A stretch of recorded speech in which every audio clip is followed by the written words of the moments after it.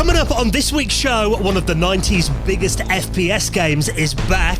Lara Croft becomes self-aware. And we chat Cyber Dreams, Nova Logic and Neversoft with Joby Otero.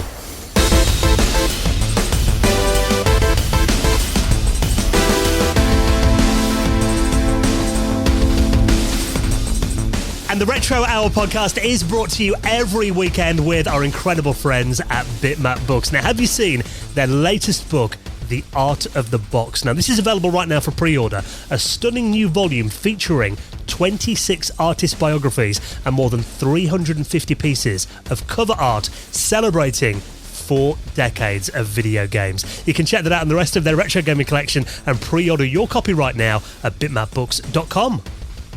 And with our good mates at PCBWay. Now, if you're working on a retro project over summer, you know they offer a fully featured custom PCB prototyping service, low cost, fast turnaround quality boards, and they offer services like 3D printing and injection molding. And you know that PCBWay are big supporters of the retro community, so get an instant quote right now at PCBWay.com.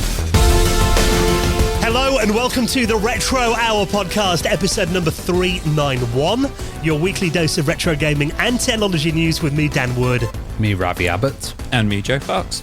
And here we go again, our favourite bit of the week just before the weekend when we get to reminisce about all things retro, classic video games, old school consoles, old school tech, and of course we welcome on a veteran of the industry to share their story in the second half of the podcast. Basically, if you love old video games, old systems, and you remember this sound,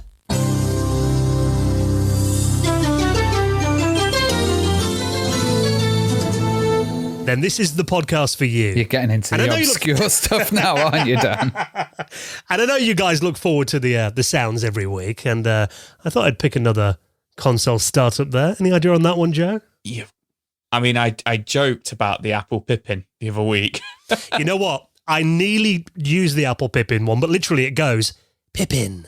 And that is the Apple Pippin startup. I don't know what that you probably was. would have got that one.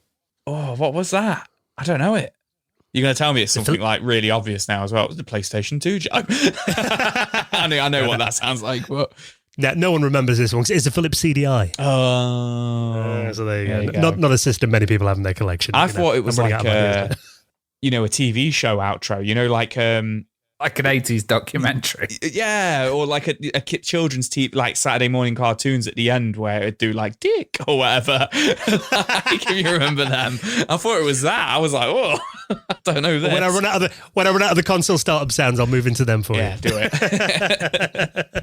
But of course, we have got an incredible show lined up for you this week as well. We're going to update you on all the big happenings in the world of retro. If we can tear ourselves away from the Quake 2 remaster that's just landed, we'll talk about that in just a minute.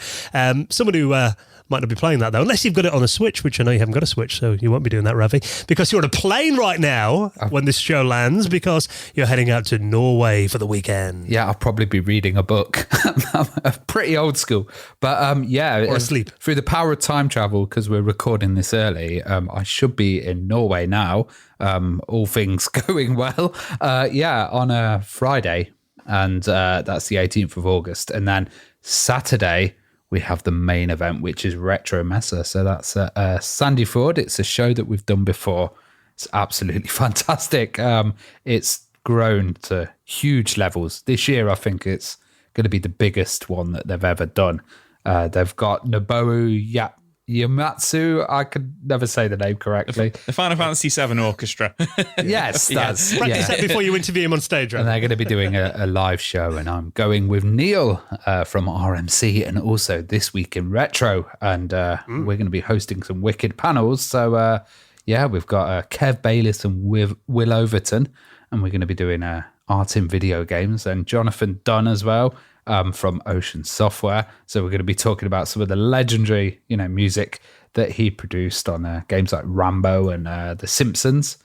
And then we've also got a Banjo-Kazooie panel, which is going to be Paul Makachek and Grant Kirkhope as well, who's going to be out there. And, I don't think he's actually come before. And then we've got David Wise as well and Grant Kirkhope doing a panel. And then we've got an Ultimate Rare panel at the end. And I think the Rare Band is going to be there, doing some wicked tunes as well. So it's going to be a very musical weekend. And I I've already been getting loads of messages from people saying, really looking forward to seeing you. So this year, make sure Neil gets all the Jaeger bombs. And yeah, because we went to this event last year, and unfortunately, I've got a family thing this weekend, so it timed really badly, and I couldn't make it, and Joe's got to work. So nice of Neil to go out there with you and take a bullet, as it were. Because last year, I mean, the Norwegians, I think you've said it before, that after a few drinks, the Viking in them kind of comes out. Yeah, exactly. And, so I'm going to direct that onto Neil, and then hopefully next week you'll be able to hear This Week in Retro, and you'll get a very croaky Neil. So if you are out there this weekend, I'm gutted I can't make it though, because it's such a good event. The last few years that we've been out. So Retro Messa on in Sandefjord in Norway this weekend. If you want to go, say hi to Ravi and Neil. If you can't make it out there though, fear not, because we are going to be recording some of the panels that they do out there, and they're playing them out on the podcast over the next coming weeks. So have an incredible time if you're heading along. Now, on the podcast this week, of course, keeping up our tradition of bringing you wonderful guests on the show.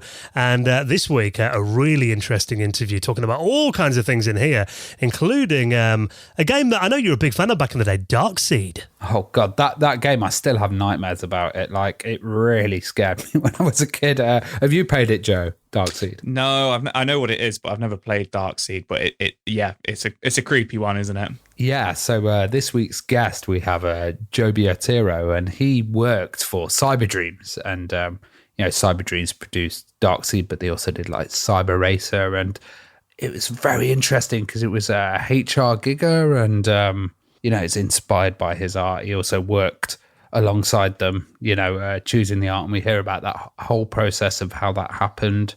It's very interesting. It's a real-time kind of point-and-click game, and had an interesting horror film and these kind of light and dark worlds. I really enjoyed that title. And then later... And very ahead of its time as well, because it had like digitized graphics and stuff in there as well. And the captured voice acting as well. Yeah, very ahead of its time. Yeah, and it kind of went onto multiple systems. I remember the CD versions of it and stuff. But, kind of getting that done early on and getting the art behind there, it was really dark, and Joby was massively involved in the art. And then later on, he went on to Novalogic as well, and Neversoft, but also worked on MDK, which is another really dark themed kind of title, and also Sacrifice. And then, we talk about that kind of transition from 2D to 3D and how that happened in the art world. And then later on, he went onto a series that I still love today, that I think is pretty amazingly impressive, which was a true crime series where the map was actually, bigger than San Andreas, and it was absolutely giant, and it was all built using like GPS and map data, a very accurate version of San Francisco. So, LA actually. But yeah, it's a really interesting interview. We go for a huge time period, and I'm so happy to get Joby on. Yeah, I mean, really, we kind of cover from the TI99 and the Atari 400 right through the early kind of 2D into 3D and voxel graphics and FMV, and we even talk about the work that he did on Sega's unreleased VR headset. Yes, yeah. Is interesting. I even forgot about that. Yeah. I think we've talked about them on the podcast before, Joe. I imagine whenever you see, 'cause I know you've got a nice Mega Drive collection. Do you wish that you had Sega VR goggles in your collection, though? I do, not to play or anything, just to rub it in my friend Jason's face, because he's going for like the full Mega Drive collection. So it'd be great if I had them and he didn't. But yeah, no, I'm all about the games. Well, if you want to hear what the experience was like, we actually get a bit of an insight into kind of how well they worked, or maybe not, as the case may be, with Joby. He's our special guest this week, and he'll be on the show in around half an hour from now. But before then, lots of news stories to bring you up to speed on. So let's plough through them this week, of course, starting with the big one that I'm sure is a game that everyone's going to be playing this weekend. And I'm hoping my Wi-Fi connection is holding up, because stupidly, before we started recording, I set my Xbox to download Quake 2 that has just landed on Xbox Game Pass. And this is following on from the remaster that we got back in, was it like 2020, 2021? Yeah. When the first Quake got remastered. The second game has finally had the full HD rework treatment. Yeah, man. I mean, this has been rumoured for months now. I think it's like one of those worst, best kept secrets kind of thing. Quake. Yeah, we all knew it was coming. Quake 2 remaster. I don't know if it was QuakeCon, because it was meant to be QuakeCon. Like the 25-year anniversary of Quake 2. this year, and the rumor was it was going to get unveiled then. And I literally sat down to play my Xbox a couple of days ago now because it came out on the 11th, and it was just there, like the on the home screen, like play Quake 2 now on Game Pass. Yeah. So it was one of them, I think, where it was kind of like the curtain dropped and it's like, here's the trailer for Quake 2 and it's available now kind of thing, which was really cool. But what I really love about this, I've got loads of information about it here, but it isn't just on digital. Obviously, it's on Game Pass, which is fantastic for Xbox, but it is going to be coming out physically through limited run games as well, which is awesome. And it is on every modern console, PlayStation, Xbox, and Switch, which is really cool. But yeah, it is a complete kind of like HD remake or overhaul, isn't it? So it's been remastered by Night Dive and id Software. Huge visual overhaul like the first one had, performance upgrades, including the models, textures, animations, and the AI have all been massively improved. It's more kind of impacting for me, this. So the first Quake, when I play it, I'd be able to run it at a decent rate back in the days, and I'd also be able to have it in a decent resolution. I've never seen Quake 2 in a decent resolution or at a decent speed, because it always, it had an extra load of grunt that was needed. And Quake 3, you very much play it like that. But for me, Quake 2 was always laggy. The textures were never this detailed. So it seems like a totally different game to me. And it seems like, obviously it's a way that I could explore it and enjoy it more. Yeah. Than I did back then. Yeah. Then it seemed like more of a technical achievement to me when it came out, the fact that I could just run it. Yeah, I think I agree with you there. I was never massive on Quake. My cousin had the Quake games and he'd be like, play Quake, come and play Quake. You think PlayStation's good? Look at this on PC.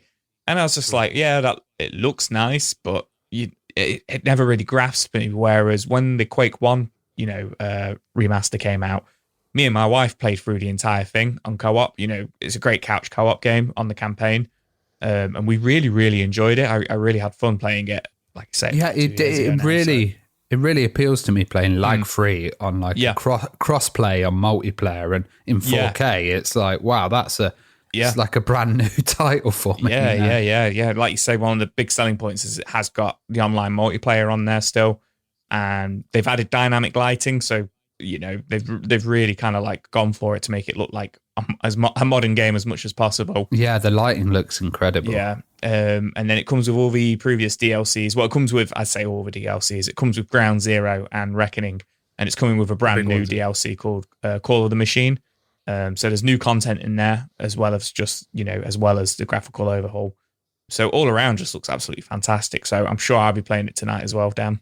I love the fact they've got the cross-play between different consoles on there as well, which it's a trend that seems to be increasing now. More and more games are doing this, which I think is awesome because, there was a time, so I've got mates who have PlayStations, I've got friends who have got Xboxes, and, there was a time when if I wanted to play a game with certain friends, I'd have to buy like 2 copies of games. Well, you get a friend who's like, I've bought a PlayStation just because all my mates have got it. I really want an Xbox, or, there'd be that kind of reason to do it. But now you're breaking free of that. Can imagine. I always find when you have PC players, sometimes there's an advantage with keyboard and mouse. So I've seen in some of them they put a handicap in there just for the PC users as well when they're doing crossplay to get that kind of balance. Yeah, and I think, again, just a game that really warrants this treatment as well.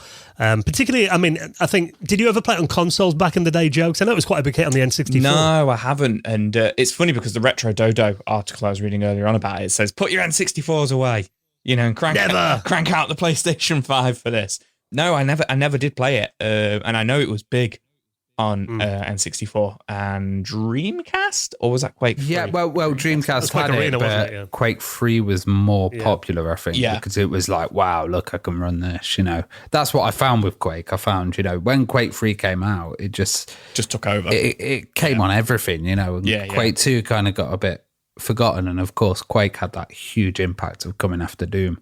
So, that was the new one that everybody went for. And I think, Quake 2's probably been ignored a bit, I did try and play Quake 3 Arena on the Dreamcast and, just using that single analog stick. Oh, yeah. It's not an experience that's aged very well. Yeah, you need your Dreamcast keyboard for that. Yeah. I'm not sure whether that's an interesting experiment, whether it works with that. But obviously, this is kind of the definitive way to play Quake 2. And if you have got Xbox Game Pass, it is on there this weekend. So and available on all the other systems too. And obviously, Limited Run are doing the physical releases too. Pre-orders for that are available now. So nice to see Quake 2 getting that remaster treatment and some love. Now, these are really interesting. I talked about the limitations sometimes of old controllers there. Because I just kind of feel these days that, game controllers, they've kind of got it down now, haven't they? It's kind of every new system just has a slight iteration of basically a control scheme that we've had for probably about 20 years now, really. So if you're a bit more accustomed to modern controllers, then what about using your PlayStation 5 controller or your Xbox controller on your PS1? Well, thanks to our friends at 8-Bit Dough, this is now possible. Yeah, these look really interesting. You could go back and play Quake 2. Yeah. with your DualSense. But yeah, no, these are really cool. So they've revealed the PS1 and PS2 retro receivers for modern controllers. So they are little dongles that just plug into your PS1 and PS2. And they are, I love the look of these because they suit the aesthetic of the PS1 and PS2. They've made them look like memory cards. Yeah, they look like memory cards, but obviously they plug into the controller ports and they've got a little Bluetooth receiver on there with a button, and they will connect to your modern controllers. And they're pretty diverse. They will work with your Xbox One, Xbox Series S and X controller, the Elite controller, the DualShock 4, the DualSense controller, the Switch Pro. But then, interestingly, they will work with the Wii U Pro controller as well. There you go. Now Ravi's interested. Yeah, It's pretty cool.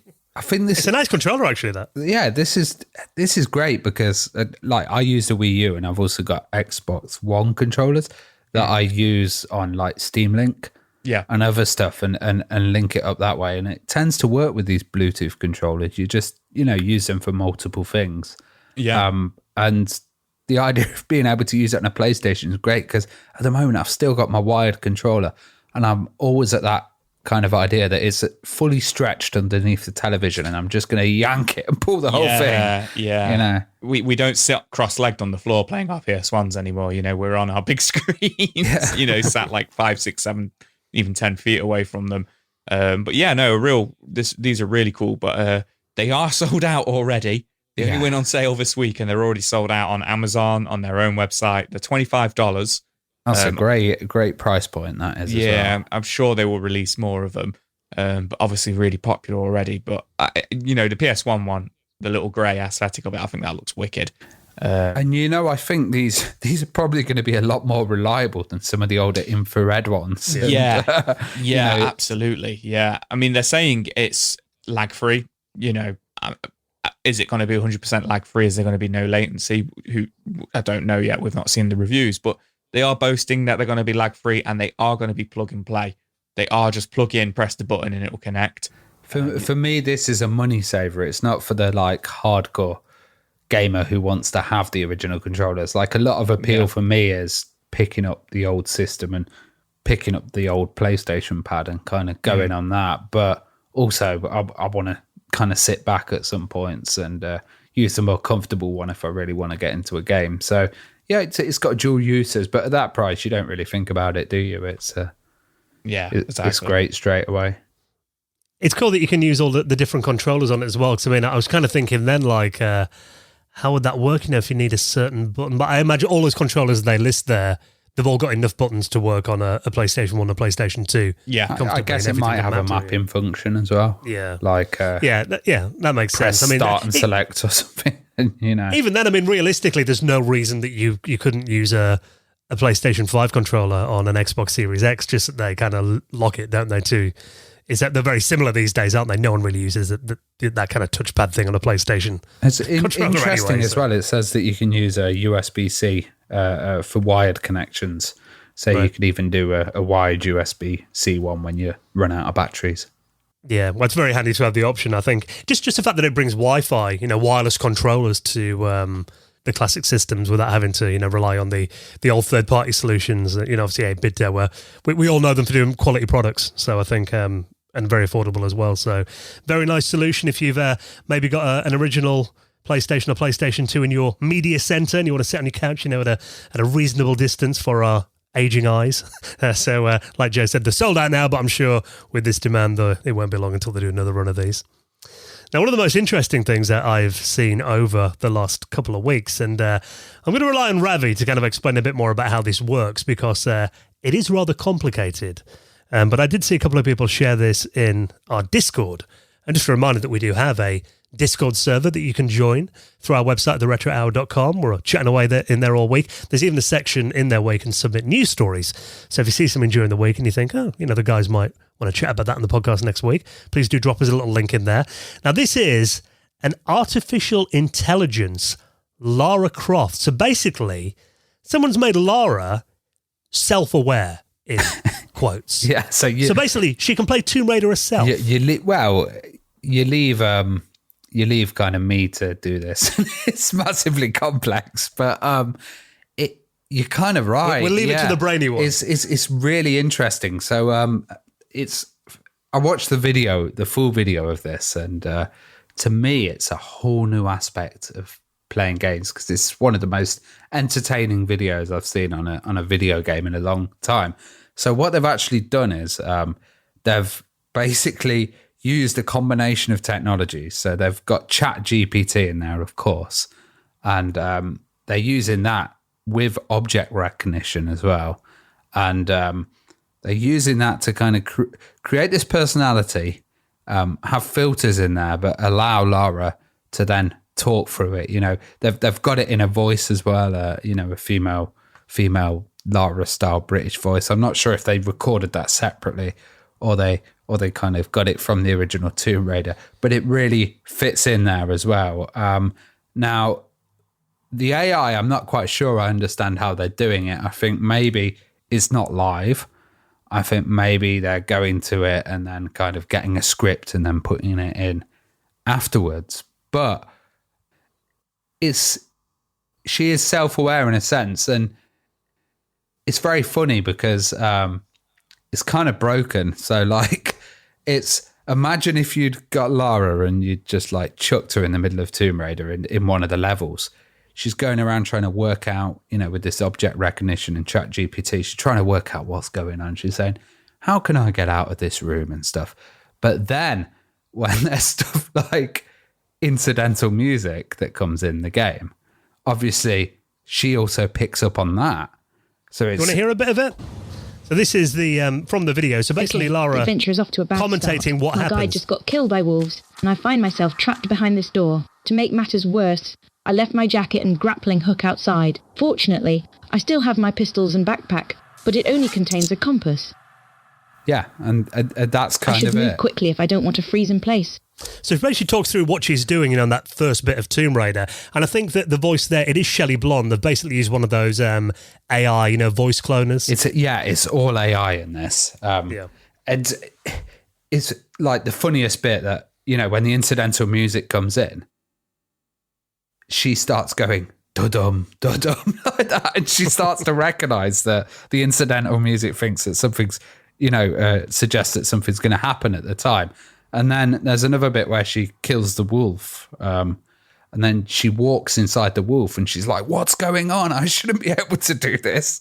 I'm breaking all the rules of science. And, so the broken stuff and the glitches are actually picked up with her, and she breaks the fourth wall as well, which is the funniest part of it. And I'd love to see this, I'd love to see, Homer inside the hit and run world and see what goes on in Homer's head. What he says, but also with Homer's personality and kind of jokes in there. I think this is a real funny thing. You just need to watch it because it's so unbelievably entertaining. You will get drawn in. And obviously it's just a set of responses and stuff. But us being humans, we always try and add a personality into stuff.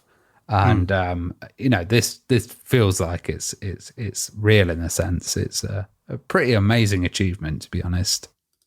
I mean, it doesn't feel that long ago that we were impressed that Google were basically getting their AI to play like Space Invaders or Pong.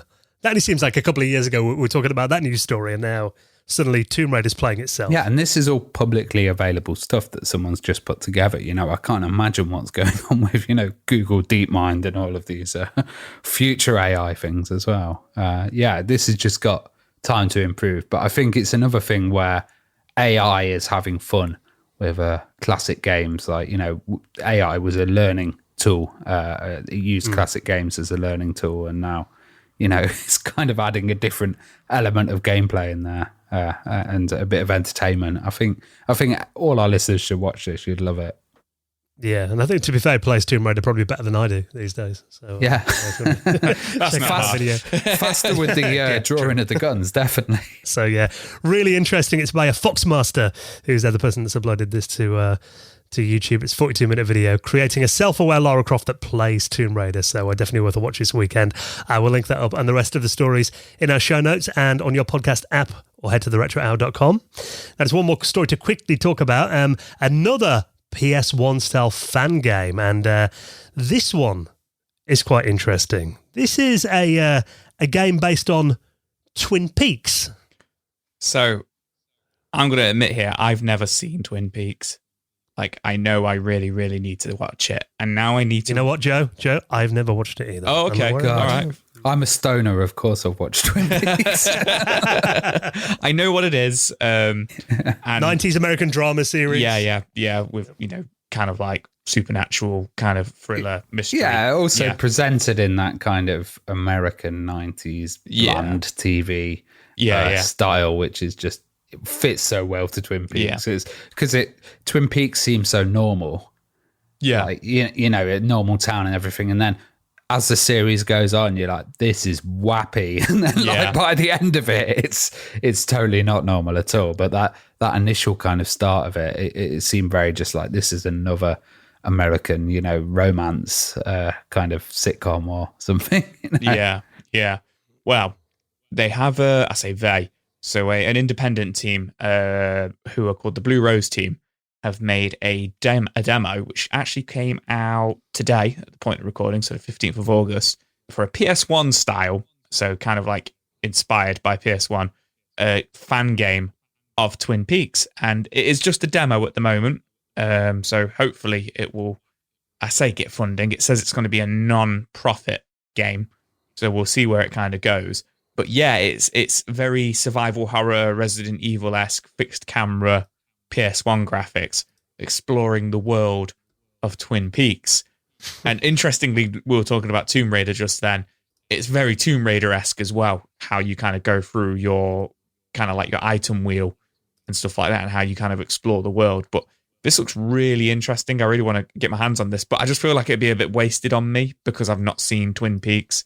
Yeah, you need to watch it, and it's such a classic that it's gone on to the kind of modern age. But this demo, it's got the music in there, and the music was a huge part of it as well. Yeah, and just watching this, it kind of like chills.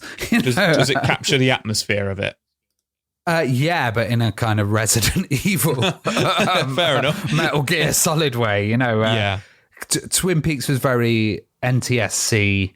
American kind of drama and filmed in a certain way, and it's definitely got that, but it's got the the PlayStation edge, but it's got like the David Lynch kind of colours in it as well. So it's a nice mix. But it's very Virtua Fighter, Resident Evil style as well.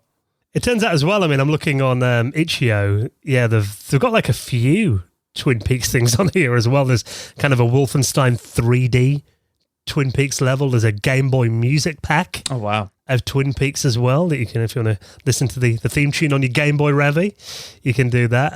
But yeah, this demo is available now. I mean, it plays on modern PC, so it's nothing you're going to play on your original PlayStation 1. But graphically, I mean, it's definitely got that style, hasn't it? That kind of low polygon, early 3D, which I think we've mentioned it before for horror games. It works really well. Of course, it kind of adds to that creepy aesthetic, I think, isn't it? Yeah, absolutely. When we see like remakes of like Bloodborne and Dead Space and stuff over the years, the PS1 style and aesthetic of it really, really does suit them and make them creepy, which I love.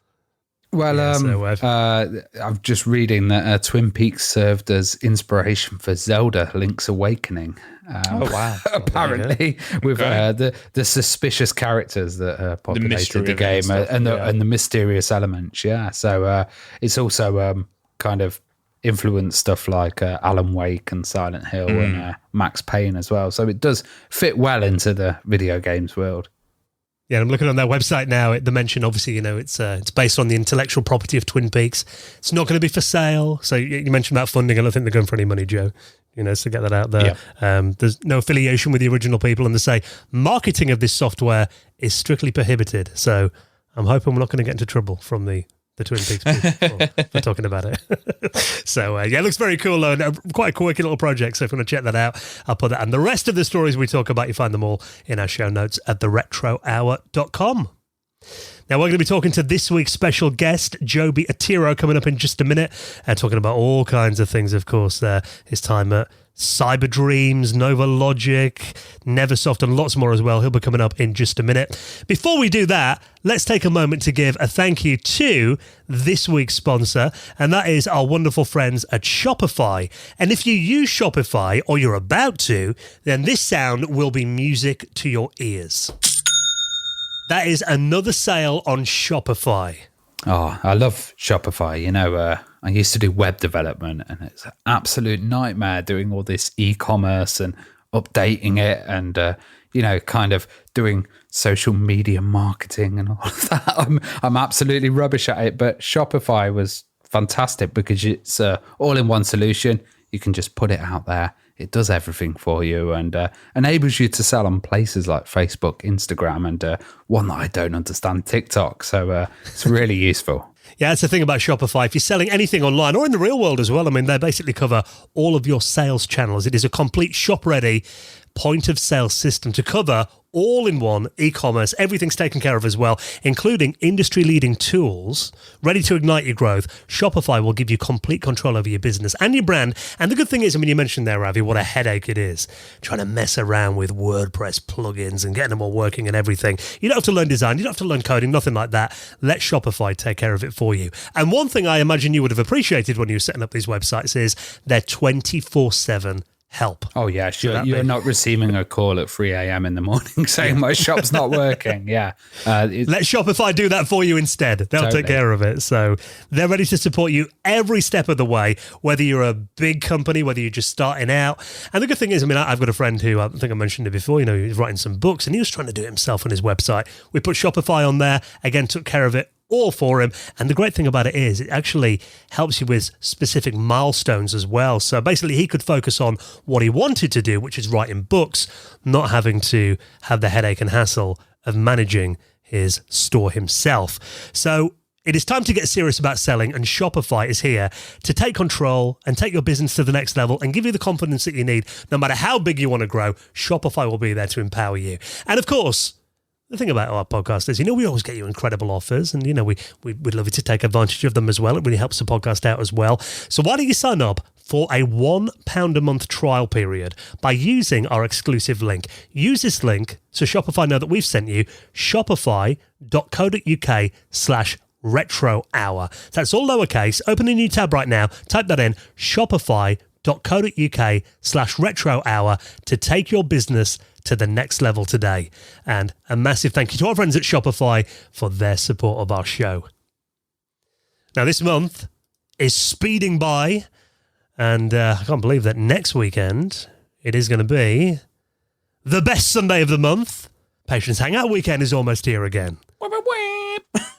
Oh, how much do we love Patrons Hangout Weekend? It's when we all get together. All our patrons are welcome, and I think we've got around 270 patrons at the moment. So potentially a big audience there. We normally get about 40 or 50 people on, but basically everyone's welcome. This is where you can come on. You can nerd out about all things retro, and the conversation obviously it focuses a lot around retro gaming and technology, but we do veer off into some different topics, and sometimes some quite surreal topics as well on the Hangouts, but it's always a giggle, isn't it? It's always a giggle, and we usually start pretty retro, kind of like anybody who's new, if they want to kind of talk through their setup and their systems, and sometimes we get people asking questions, can anybody identify this motherboard I've randomly got in my cupboard and stuff like that. That's always fun, but yeah, we do often go off on a tangent. Sometimes it can be pretty relevant, talking about films and, 80s pop culture and 90s pop culture.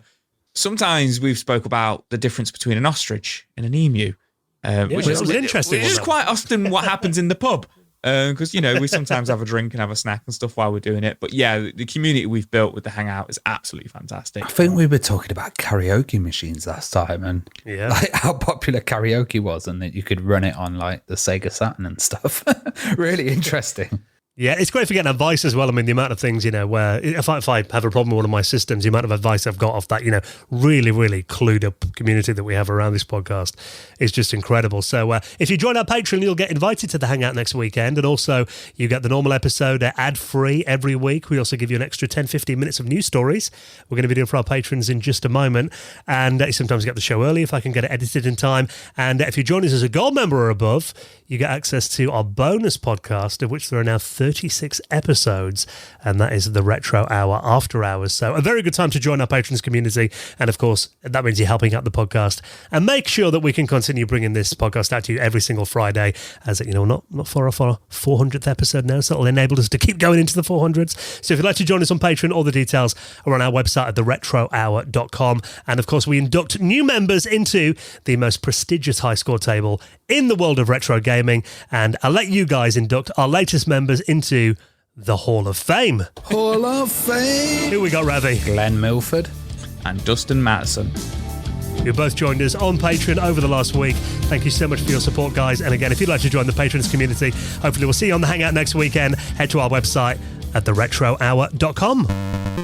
Okay, then next, you're going to get some incredible stories covering such a massive period from, the TI99, the Atari 400, C64, through companies like Cyberdreams, Nova, Logic, Neversoft, lots more as well, with this week's special guest, Joby Otero, is coming up next on the Retro Hour podcast.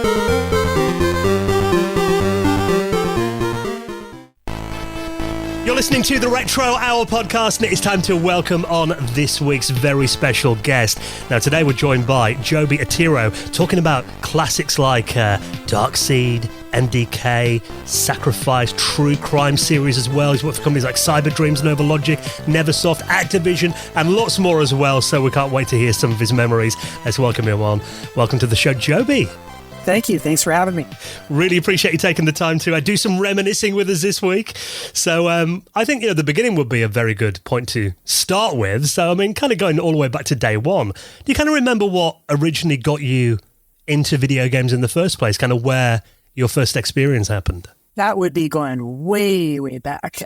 So I was born in 1970, right? So I grew up in the era of Pong, right? And I'm pretty sure that was my first video game experience, was seeing Pong in the arcades, which would have been probably 75 or so. And then it wasn't that long after they launched those home versions that you could plug into the TV. Well, plug is even the right word. It was like those U-shaped cables. I think they were like the 75 ohm ones that you attach to the back of your black and white TV and have a Pong experience at home. But the first experiences where I really got hands-on and started creating, I got my first computer in 79 or 80, an Atari 400, but I really started programming on a TI99. And so that was my first experience trying to mimic the early games I was playing, things like Karate Champ and whatnot. Well, what was the kind of process of creating art like on the TI99 and the older Atari 400 as well? Yeah, super fun. I remember the TI99 better because I had the Atari 400 had that membrane keyboard, which was just a nightmare to do anything on. So I took that back, and it wasn't until I got the TI99 that had a decent keyboard. And the programming experience on that was pretty basic because literally that was my first coding language, was BASIC. And it was pretty much like taking pieces of graph paper and drawing out vaguely what you wanted and then plugging the pixels of that in line by line. I think the TI99 had these, what they call H-char and V-char statements, where for each one you would give it the 8 pixels of a line, and then you'd do 8 of those to get a full 8x8 area of graphics. That's kind of how you plugged in a sprite. But you usually would, either typing in notes to yourself or take a piece of graph paper and kind of graph it out. And then, you'd build your graphics sprite at a time that way, and then a level at a time by taking data statements that would store those 8x8 character things into an array that you'd slowly build your little levels out, those little block graphics. It must have kind of been a dream when the C64 came out. And oh my God, yes. What a leap on a number of levels. Because for me personally, I mean, I grew up very poor. Like my family, we had very little. And so to get my first computer, I would trade Lego blocks and take whatever money I had earned from a paper route that we had. So when I got my first couple of computers, I couldn't afford storage. When you ask what was it like programming those early games, the biggest thing was getting up every day and remembering what I had coded the night before and typing it in from scratch so that I could pick up where I left off. So it wasn't until I got a Commodore 64 that I had scrapped together enough money to buy my first storage device, which was just one of those cheesy tape drives. I forget what number they gave that. Oh, the data set, yeah, I remember. Yeah. So that I could finally actually like record what I had done the day before, so I didn't have to like type it all in again the next day. And then when I got my first floppy drive, which I think was the 1541 on the Commodore 64, whatever that was, oh my God, what a revelation. I was wondering if you ever got the Koala pad at all. I did. Oh yes, many hours with the Koala Paint app. And that was just such a huge leap from what I could do manually, like typing in pixel statements, basically. The Koala pad and the color cycling thing, that was a big deal. Well, when you're using those machines like the Commodore 64 and before the Atari and the TI99 4A, I mean, was there any games, artwork that really inspired you? Any kind of visuals on those systems that you're inspired by?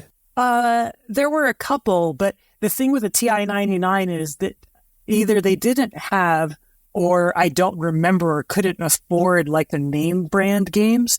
So they would have like somebody would do a version of a game like Pac-Man, but it wasn't called Pac-Man. It was called Puck-Man or something like that, or Tax-Man or something like that, Yeah. And I just remember being super impressed how much they got on screen at once. There wasn't a lot of games that had interesting parallaxing or anything like that, but compared to what I could do in BASIC on the same machine, they obviously were doing much more advanced stuff. But it wasn't really until the Commodore 64 that I had my mind blown by some of the tricks that people were doing. I think like Sid Mead was already a big deal. No, sorry, Sid Meier, the guy who later went on to make Civilization. I think some of his earlier games were like F-14 Strike Eagle or F-15 Strike Eagle. That was a phenomenon back then for me because he had the top half of the screen, if I recall, was running in the mode that was half resolution, but you could use more colors. And then the bottom where you had like the instrument panel, I'm probably getting this backwards, but I think he was using some assembly language to do a scanline interrupt so that the two halves of the screen vertically could be in different resolutions, so that one could be like the 3D scenery, pseudo 3D scenery, and then the other could have the more detail that you would need. I was wondering as well, outside of the computer world, did you have like much influence from, visual influences like, Dali and Da Vinci and stuff like that? Oh, yeah. I mean, Da Vinci's been my number one forever, not just visually, just because he always resonated with me as somebody who is curious about everything. And I've always been that way. There's just no area of human knowledge that doesn't influence me in one way or another. So a lot of my artistic influence actually comes from science, not in a direct way, but just because reading about physics from a very young age, I realized just how much further experience could go than what we normally see. And, Da Vinci, for his day, I mean, obviously scientific knowledge was very primitive compared to what we know today. But he brought it all together, everything that he had access to, all the latest findings. He was curious about it and brought it into his artwork in different ways. So that's number one. But then in terms of like more contemporary or more recent artists, you mentioned one, Salvador Dali, was a huge influence. H.R. Giger, who I got to work with his artwork later on in games like Darkseed, and Sid Mead, who was another guy whose artwork I got to work with, and I got to meet him personally, and he gave me some input on my artwork, which was really interesting. Well, you mentioned about, kind of recreating games like, Karate Champ at home, and I know Missile Command also was one of your early days. Yeah. But how did that kind of transition into working in the industry then? What were kind of your first steps professionally? First step was having a friend when I was 19, I guess, or 20, and she asked, well, what are you going to do for a living? And I had been making games just sort of in my bedroom for a decade. And so then in 1990, when I was 20 years old, I realized, okay, well, yeah, I guess maybe I know enough to get a game job. So I went and got the newspaper, the local newspaper, on a Tuesday. And there happened to be one ad looking for a games developer. I think they might have said artist or programmer, something like that. And that was the company Cyberdream. So I went in and I interviewed there. And then 2 weeks later, started work. Just got super lucky to answer an ad at a time when it wasn't that common to have somebody who had some artistic skill and enough technical knowledge to put that to use in the kind of primitive engines of that day. Well, I know your first game at Cyberdreams was a game called Evolver, which didn't end up getting published in the end. I mean, what was kind of the story there, and was that a valuable learning experience, for your first game? Oh, huge. I mean, everything I did at Cyberdreams in those early days was like a terrifying learning experience, because even though I had been making my own games for a long time, like I didn't know how to do anything professionally. The standards that the art director was trying to hold us to, this guy Broomberry was a wonderful character, like totally like my 20-year older brother from Germany or something. This little Hispanic kid. But he really took me under his wing. But he set a very high standard, and it was quite scary for a kid like me that had been completely self-taught.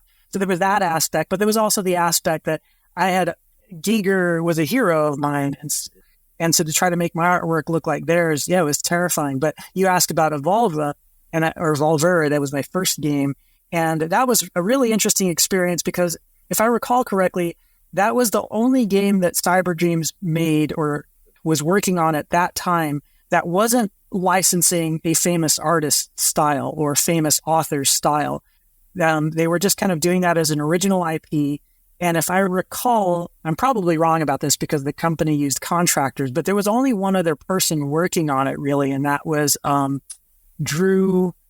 I'm going to blank on his last name, but I believe his first name was Drew, and he didn't work at our office. So it was this really weird situation where here I am, my first game job. I'm by far the most junior person at this company, and they put me to work on this game. It's like their first original IP, and there's nobody else in the office even working on it. I didn't even meet Drew until probably 6 months or so after I started. So what I was told was, well, we want you to do some backgrounds. We need environments for this thing. It's going to be a side-scrolling action game. And that was quite unusual on a PC. That was the other thing. Like the primary target platform was going to be a PC. And I don't know if you recall, but in those days in 1990, the PGA graphics cards were just super slow just super slow in general, which is part of the reason why you had a lot of point-and-click adventure games instead, because they didn't have to update every pixel all the time, right? So the idea of doing a side-scrolling fast action game on the PC at that time was, that's pretty exciting, but also really scary. I'm like, how do I go about creating graphics for a situation like that? And so why did it get cancelled in the end then, that project? What happened there? As I recall, the main thing was that Darkseed was kind of in trouble. There was a lot of back and forth with Giger to get the graphics up to his standards, thankfully, because we all wanted something that we would be proud of. And so as I recall, it was sort of an all-hands-on-deck situation where it's like, well, this Evolver thing, the company's not really banking on it. It's not making great progress anyway, as I recall. So why don't we just put Joby on Darkseed? He loves Giger's artwork anyway, so it seems like a natural fit. So that's how I recall that happening. That must have been kind of amazing when you first even heard the concept of Darkseed and working with him on a video game as well, and just the style of it. Did you really get excited working on that?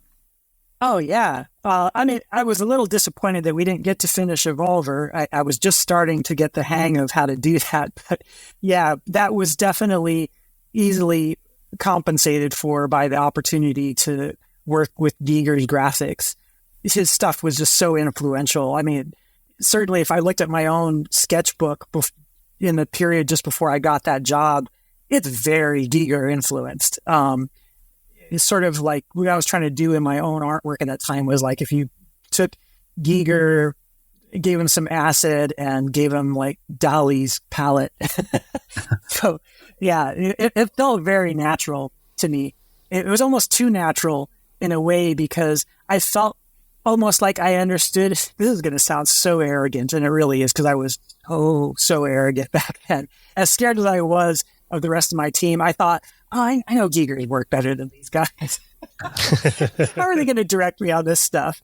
You know, so the thing I was most scared of is how's he going to react? Because I think the press at the time had this notion that we were just scanning his artwork in and just using it directly, which was so far from the truth. Like there was no way to directly use his artwork for several reasons. So I knew that, yeah, at some point he's going to have to look at it and approve it and go like, what the hell is this stuff?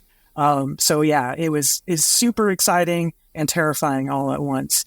But then you ask also about the concept for the game, which I loved. It felt spot on for the platform at the time. And I loved the idea of telling a story that would use Giger's graphics for sort of half of the environments. And it was in real time as well. So it was a real time point and click event. You know, stuff like the phone would ring and you'd have to actually go down there in time and then the doorbell ringing. I really love that idea of it. Yeah, and I love the Lovecraftian aspect of it. That really resonated for me. I was watching a lot of films based on or inspired by Lovecraft at the time. And I don't remember if Hellraiser was out yet, but that I do recall being already aware of that director's work and it feeling like there was an opportunity to have some inspiration. It was a very eerie game, and I was wondering what the process was like of first creating the art, but also digitization, because it was a real mix of digitization and kind of hand drawn stuff as well. Yeah, and that was a really interesting aspect because we take for granted how easy it is to get images into a computer now, but back then it was sort of the early days of flatbed scanners, and we had one Epson flatbed scanner, and it could do decent resolution for the time, like maybe 100 or 150 pixels per inch or whatever, but the images were super grainy. So that alone meant we had to spend so much time reconditioning the artwork to get it to look decent on a computer screen. So that's one reason why we couldn't use Giger's artwork that directly. But the other reason was, of course, we're working with the game design, and the game design has certain environments that it needs in order to make the story make sense and for the interaction to make sense. And you couldn't just like look through Giger's artwork and go, oh yeah, use that location. So a lot of what we did was we'd scan images of his into the computer. We'd clean it up for hour on hour to get the pieces to look more like the original at the resolution we needed. And then we would basically just use little bits and pieces, like tiny portions of the composition as little cut and paste bits that we would then draw out shapes and fill that in with texture based on little bits and bobs that we would grab from his artwork. So, for example, I might take like the top part of a skull after we'd processed it from the scanner and then stretch that out into a tree that's 10 times longer than that bit of the skull, and just kind of use that to get some of that Giger lighting and shading, and then hand paint over that in deluxe paint primarily nice. Until it kind of looked like something that he painted, but in the composition that we needed for those environments. And was there any video capture like of VHS as well? Because, Mike Dawson, the main character in it, the kind of way that he walked, but also they had a, kind of a photography look on him as well that had been kind of captured for when they're actually implanting the seed into his brain. Yeah, that's right. So yeah, that was all digitized from video of him walking around. I think a lot of that was actually done on a pedestal, and it was captured a frame at a time instead of video. But I think most of the animation of Mike Dawson himself was captured before I joined that project. So I can't say for sure if they literally grabbed video and then digitized that and then cleaned up the frames, or had him actually do one pose at a time and then sequence those frames together. So I can't speak to that part that much, but I can tell you like the part of the intro sequence where you see him up close and then these Giger-esque hands come around the sides of his face and then rip a hole in his forehead and the alien seed is injected. That I hand animated in Deluxe Animate in a super arduous process too, because you might recall the game runs at 640 by 350, but there was no animation tool at the time that let you animate directly at that resolution. So I had to animate it in little pieces and then send those pieces to the programmers with coordinates about where those pieces should be displayed within the 640 by 350 window. Did Giga have any kind of feedback on the artwork itself? Because I mean, I did read that apparently he wasn't keen on the VGA's 320 by 200 resolution, and that required the game to be kind of bumped up a bit higher. And obviously, then he sacrificed the color palette as well. I mean, how did his feedback kind of affect the style of and the look of the game?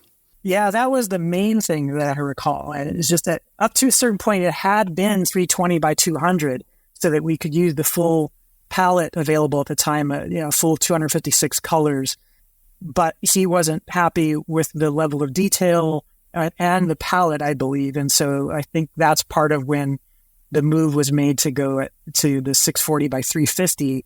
And one aspect of that was not only translating things into a higher resolution, which meant just redoing a lot of stuff from scratch, but also at that resolution, you only got 16 colors at a time.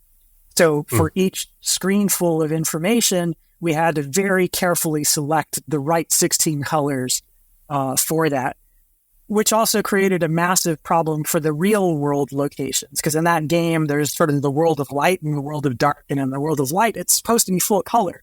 But at that resolution, with only 16 colors, it was really hard to get anything that looked smooth and colorful.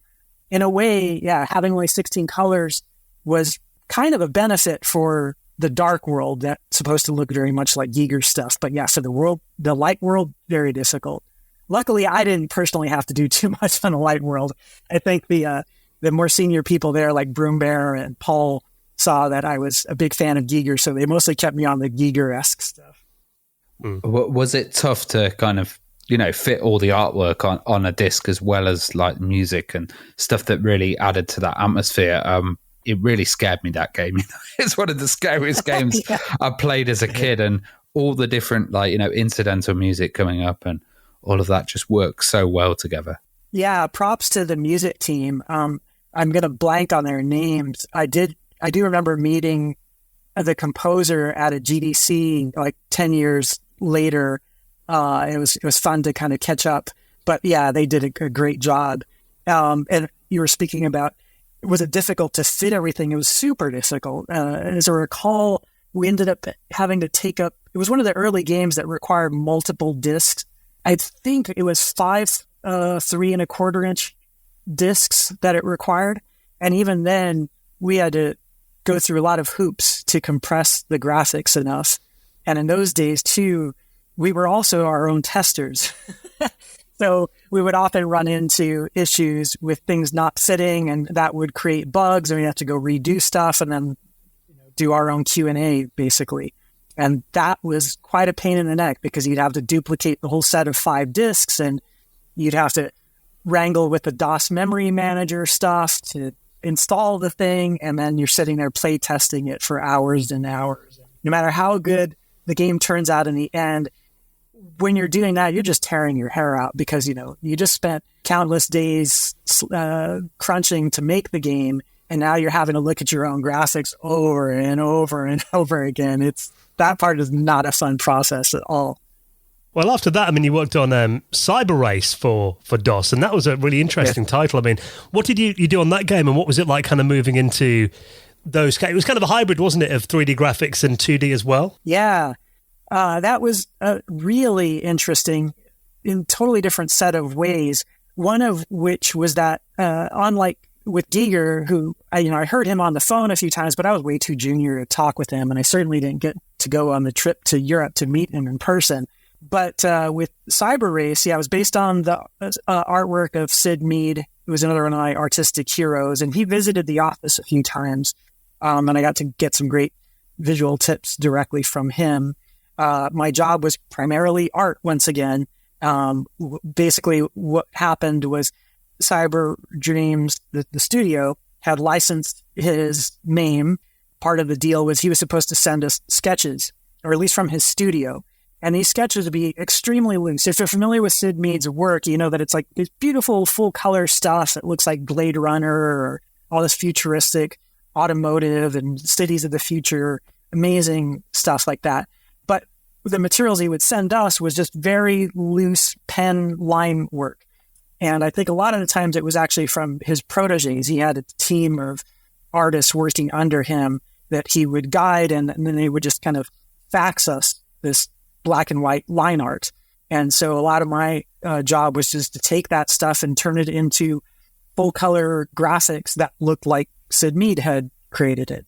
So that was extra nerve wracking, because going from Giger-esque stuff, and I thought we had done a pretty good job with Giger's stuff on Darkseed, but transitioning to Sid's much more geometric style and full color, and kind of voxel landscapes, really, and that kind of 3D environment as well. It must have been quite a tough switch.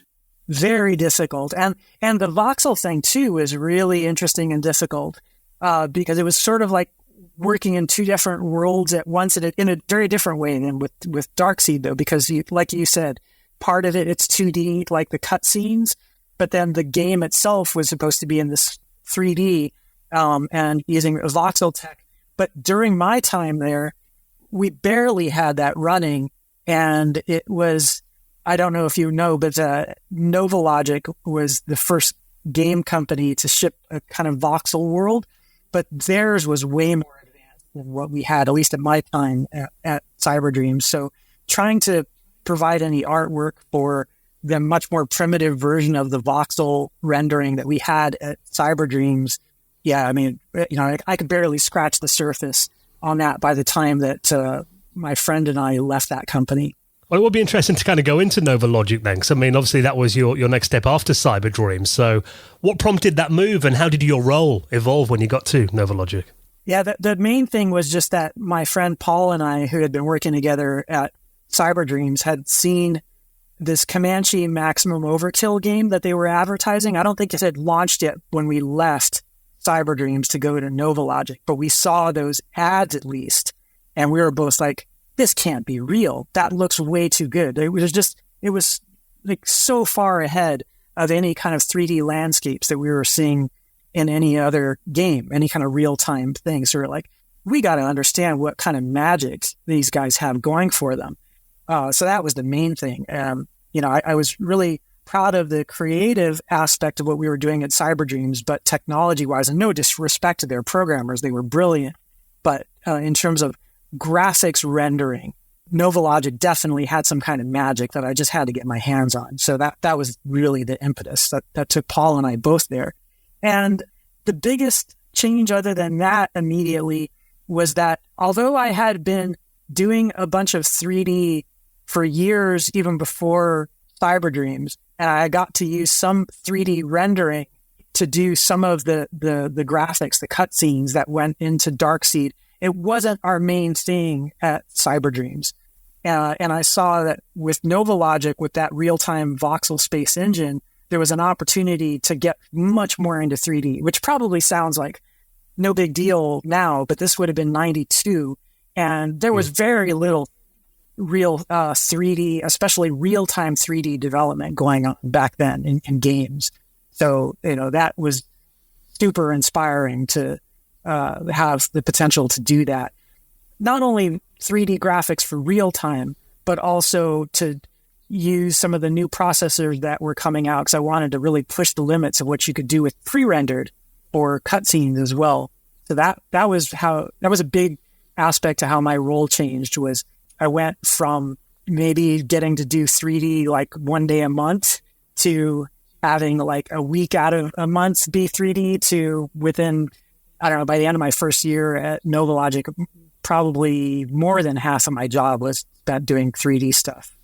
I mean, that was definitely the way the industry, all completely headed in that era by the mid-90s. Yeah. And speaking of being at the cutting edge of technology as well, I know you worked on virtual reality as well, including some titles for Sega's unreleased VR goggles. So can you tell us a bit more about that then? What were you working on? And can you tell us a bit about the system itself? What are your memories of it? Yeah, so there was a game called, if I recall correctly, Iron Hammer, another unreleased game. Which, as I recall, we got it like, I want to say at least 90% done, but then Sega canceled I think they called it Sega VR. It was basically a set of goggles that were a big heavy wire attached to a desk unit. And yeah, I think they just realized that it wasn't really ready for the mass market. So they canceled the hardware, and therefore we didn't launch the game. And what I remember about the game was it was a quasi 3D action shooter. So you can imagine the context of the game is like you're in this sort of hovercraft, and I would create these cutscenes where your little hovercraft gets launched from this mothership and drops down onto this alien landscape. And then through the goggles, as you turn your head left and right, you're just turning your hovercraft left and right. And the environment was very basic. It was really 2D, but then you kind of pan left and right with your head angle. And so the other folks on the team would create these sprites that represent the different alien craft that are kind of approaching you. So it's a little like Battlezone, like a fast-paced Battlezone, if you remember that game. Do you think it would have done well if it came out? I think the game design was fine. I think it was a decent game for the time, but the hardware, I don't imagine most people would have wanted to wear it for more than 15 minutes. It was very, very heavy. It was very hot compared to today's little LED screens that they have in, VR hardware. I mean, these were little CRT screens in front of each eye, as I recall. There might have been one big CRT screen. So you can imagine that was very hot. It was very low resolution and heavy and hot. And it could really only track you on one axis. It's just basically the turning. As far as I remember, certainly that's all we could use in our game. So yeah, I think while the game itself was fine, I think the overall experience with the hardware would have not been very satisfying to most people. Well, during this time, it was a very interesting time where people were transitioning from 2D to 3D, and a lot of really famous games companies actually tripped up with this and didn't do so well. What do you think was really important about that transition, and why do you think so many people failed on it? Well, it was really difficult. The teams that I recall doing really well at the time, they started getting the hang of creating really beautiful 2D, which is a whole challenge in its own. As you know, like there's people these days that do pixel art because it's its own art form, right? And so you can imagine a lot of these teams that got really good at doing that. Some of them weren't that interested in doing the 3D. And that, I think, kind of bred a sort of series of half-assed attempts at it. You have to approach it wholeheartedly or don't do it at all because it was very difficult. So that's just the artistic side. And then the technology, that took a while to develop as well. Another big part of it related to that is this. You have to remember, this is way before the days of 3D accelerators, right? So the computers, the game hardware back then didn't have dedicated chips specifically for 3D. So, you had to have brilliant engineers that were really interested in that side of things and artists that were interested in bridging that gap. And yeah, it was just a rare thing back then. So yeah. And also the designs. I think most folks probably recall Mario 64 as a watershed moment because of the fact that it kind of got a lot of things right that other teams had been trying to do for a while. But yeah, it took a while for people to really get a handle for how certain kinds of interactions should work in 3D. A long time with really bad camera angles was one huge thing. Yeah. But there were definitely standouts like Comanche Maximum Overkill from NovaLogic was a good example of something where like Kyle Freeman, another longtime friend of mine, he picked just the right elements to focus on of what the game should be that were just right for what the hardware could do at the time. Well, how did you get involved with Neversoft? Yeah, so what happened there was, I think, so the three founders who I still know to this day, so Joel Jewett and Chris Ward and Mick West, they had founded the company about 6 months before, thinking that they were going to still do 2D games. And what were they working on at the time? It was a game called Skeleton Warriors that they had just landed the deal for. I think they were starting to get hints that the publisher wasn't too keen on just 2D, that they wanted to start seeing, if not a 3D game, at least a game that would contain elements that looked more three-dimensional. So, 3D rendered to sprites kind of thing. And so, yeah, they wanted an artist who, was experienced and was excited about 3D and had a lot of experience doing that. And I think I was one of the few at the time, or at least in the area in Los Angeles. So that was the main thing. So yeah, I went in there to try to bring some 3D chops to the studio.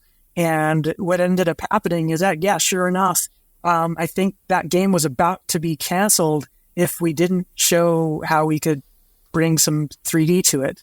And yeah, I was able to bring some of that in, and we saved that game and got our first game published with some pretty cool renderings, I think.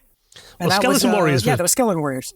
Yeah. Well, I was going to say that was based on a TV series as well, wasn't it? So, I mean, how did you make sure that game was true to the show and was actually making a game of a TV series? Was that quite a unique experience doing that? Yeah, that was, I had some experience with licenses. That's what they call it in the business, right? But it was an interesting kind of license because it wasn't a super well-known artist or anything. Like you said, though, it was a Saturday morning cartoon show, and I thought it had kind of a cool style. What I really liked, though, was the toys. That was a big selling point for me because if you've ever seen those Skeleton Warriors toys, they were quite detailed. That was really unusual for the time. They had some real grit and grime to them. It kind of looked like real bone. So the other thing that was interesting about it is it was published by a company called Landmark Entertainment. They were here in LA. So we got to go visit with them a number of times. So to your question about like, how do we make sure that the game felt true to the cartoon series? It was by visiting them. And that was my first real experience going beyond just trying to understand what does the artwork look like and how to translate that. But as one of the key people at the studio, I had to understand like what really is the heart of this show. What makes it tick? Who are these characters? Why are they the way it is? And translate all of that into the game as well. That was quite an experience to be able to broaden my chops. Again, I had made games on my own for years before getting in professionally. But once I got into the industry proper, you kind of get siloed. At first I had to just prove my chops on the artwork. Skeleton Warriors was kind of big broadening for me in that respect. Not that I had that much to say on the design, but the world more so. Yeah. I've just looked at some of those Skeleton Warriors toys on eBay as well. They're a bit out of my price range these days. So. Oh, really? Are they doing pretty well on a resale? Yes. Wow, that's interesting. Yeah, so I still got a little collection behind me over there with my Skylanders. An investment. Yeah. Well, let's talk about MDK as well. I mean, that was a groundbreaking game, technically and stylistically as well. So, I mean, what are your memories of working on that title? And did you enjoy working with Nick Bruti on that game? Oh, yeah, so much so. In fact, jumping ahead just a little bit, I was so disappointed when later on I went to Shiny and those guys were just on their way out the door. And I was like, where are you guys going? Like, I came to the studio partly to work with you guys. Anyway, yeah. Back at Neversoft, what happened, how I got connected with MDK and Nick was that, we had only recently finally gotten Skeleton Warriors out the door. We were working on a Ghost Rider game with Marvel, and Shiny Entertainment, which was founded by Dave Perry, who I later worked with, and they had done Earthworm Jim, and Nick Brody and Dave were on that. And so I really admired what they were doing. The fact that they were doing the original IP, it was very artistic, super creative, and it had a lot of humor. So I had my eye on them, and they had their eye on us. We had gotten a few really good mentions for Skeleton Wars in some of the early game magazines, and I guess that caught their attention. And they had been making MDK for PC. And the PlayStation 1 was starting to get pretty big, as I recall, and they realized, okay, yeah, we should definitely translate this to the PlayStation if we can. Who are some hot PlayStation developers? Oh, these Neversoft guys. Let's go talk to them. So they visited our offices a few times, and we got along great right away. They could see that we were starting to really push the 3D stuff and had been pretty good at bringing that to the Sega Saturn even, which was really not that much of a 3D console. And certainly we're doing a lot more with it on PlayStation. So yeah, we struck a deal to port MDK from the PC to the PlayStation 1. That's how that got started. Well, you mentioned Shiny Entertainment as well, and they were absolutely huge company. And what was it kind of like getting involved with them? And, what was the company's vision like at the time? So it was really interesting because that was my first experience working with what at the time we called a boutique studio. There were maybe 40, 50 people when I joined. It was just so fancy. They'll probably hate me saying it that way, but compared to the dig that we had at Neversoft, which I was super proud of what we had going at Neversoft, but we were not a well-funded studio, let's say, which is part of the reason that, as much as I enjoyed taking on porting MDK from PC to PlayStation, there's definitely an extra aura when you get to work on your own original IP. So the fact that Shiny was doing that, it really speaks to the fact that they were a well-respected developer already. Like what Dave Perry had done with games like Cool Spot and Aladdin, it really cut him a lot of sway in the industry. So his publisher, that was Interplay and Playmates Interactive.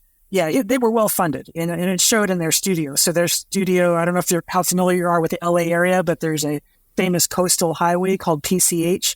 Very expensive real estate on PCH. And Shiny's design studio was in Laguna Beach, very pricey area, right on PCH. And very unusual for the game industry. You can actually open the windows. But, you get so used to working in these like office parks where you don't open the windows, the climate's set. So we're working in this beautiful little studio right on PCH, the ocean breeze, and working on our own original IP in a well-funded studio. It was sort of no holds barred. It felt like, the only time you're going to get in trouble is if you're not going too far. That was really unusual. You did some incredible titles there as well. I mean, Sacrifice would be one of the standouts from that era at Shiny. What was the backstory with that game then and the development? Yeah, so what happened with that was it was really instigated, to my mind, by the lead programmer, Martin Brownlow. Brilliant programmer. And I think about maybe somewhere between 1 to 3 months before I started working on the project, he had started developing a pitch, and there was a producer on it at the time. I think they were roommates, Tommy Francois, but I didn't work with him that much initially. It was just that Martin had this idea, and Dave Perry saw that I had the capacity not only to work on this helicopter game, which later on became RC Stuntcopter, but that he thought that I had the bandwidth to not only keep doing the artwork for that, but to work with Martin to flesh out this Sacrifice game. Because initially, I think the thought was, okay, this is a cool idea, a seed idea for a strategy game, but it's not fully formed yet. And there was Martin, being a programmer, it didn't have any kind of aesthetic for it defined yet. And Dave, part of the reason he wanted me to join Shiny in the first place was because he could see the art direction that I was providing at Neversoft. But at the same time, I had these technical chops that were still a bit unusual at that time. So he thought, okay, we'll pair him with Martin, who's this brilliant 3D engineer, and Joby can figure out what's the aesthetic of this thing and how does that translate to the technology. But I also had some design chops, so I could work with Martin on figuring out, what should this game actually be in more detail. Martin had a pretty good idea of what he wanted the game to be, but it did evolve quite a bit over time, especially once we brought this lead designer named Eric Flanham over. Eric was already a big deal from working at Blizzard on, I believe he had been on Warcraft and definitely StarCraft. So that was a really interesting development. Honestly, Sacrifice is still my favorite game I've ever made in my whole career.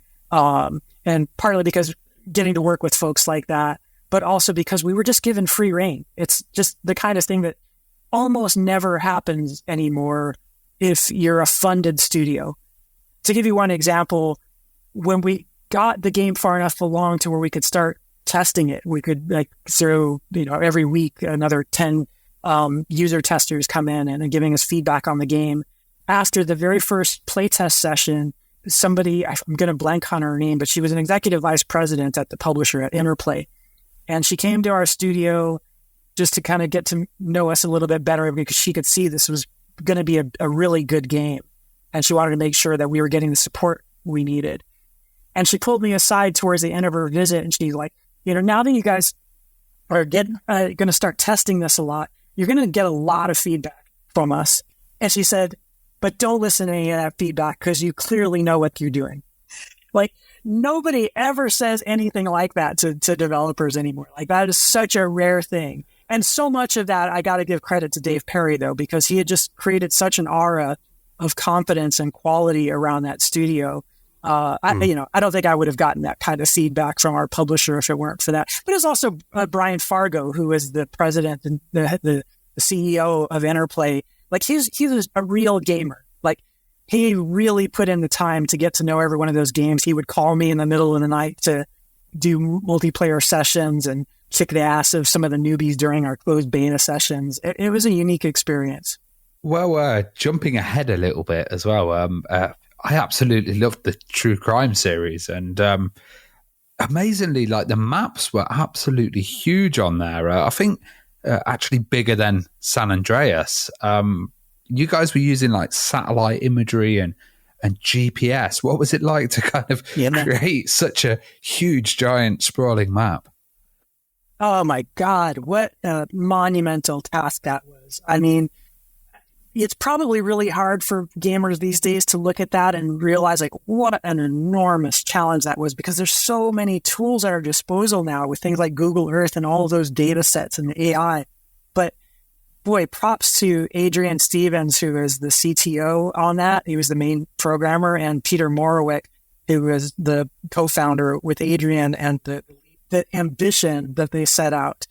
But just crazy too, just completely crazy, because there were just absolutely no tools to build anything like that. So they had to build all of that from scratch. And it was a nightmare on a lot of levels. But we all thought it was super exciting, because nobody had done anything like that. I mean, you alluded to it. It was a 20-mile by 20-mile area of Los Angeles, GPS-accurate streets. And they literally did download every bit of satellite data they could find at the time, which was not easy to come by. It was literally going directly to the USGS survey data, I guess. But, there weren't a lot of, if any, other game teams trying to access that stuff. So it wasn't really formatted for that kind of use at all.